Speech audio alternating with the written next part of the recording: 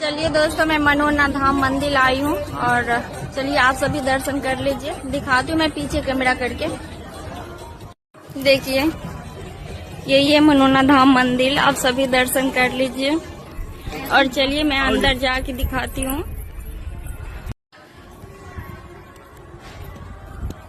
इधर भी है मंदिर और इधर भी। तो चलिए मैं अंदर जाके दिखाती हूँ।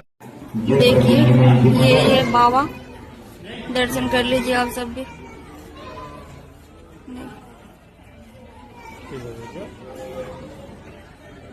दर्शन कर लीजिए।